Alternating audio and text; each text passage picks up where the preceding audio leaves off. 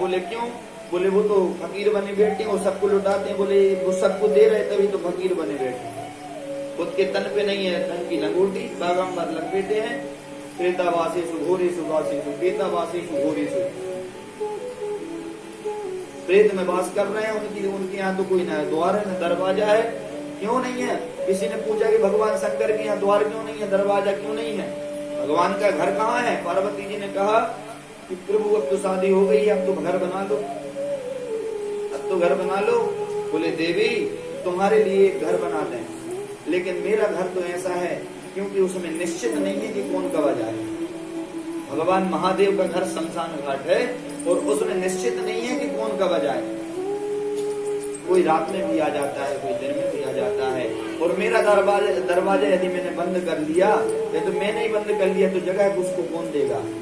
संसार से प्राणी जब हताश हो जाता है, संसार की पीड़ाओं से प्राणी जब सो नहीं पाता, चैन से बैठ नहीं पाता, और अंत में जब उसकी मृत्यु होती है, भगवान शंकर के धाम को जाता है। भगवान शंकर कहते हैं कि बच्चा आजा, जिंदगी भर तुमने काम किया, अब मेरी गोद में बैठ के आराम।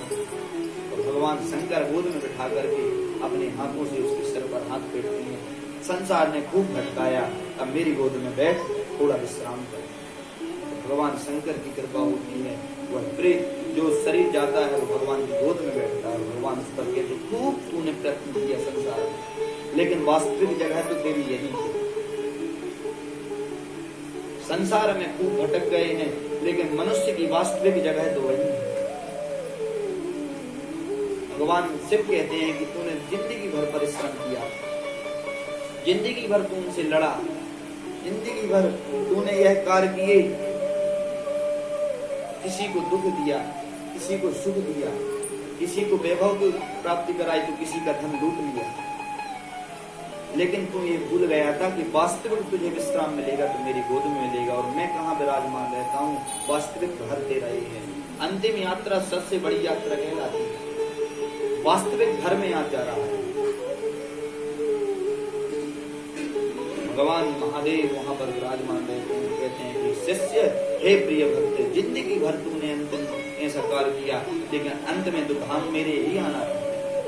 भगवान महादेव अपनी गोदी पर बैठा करके, बच्चा शांत रहे, अब तू यहाँ मुक्त है।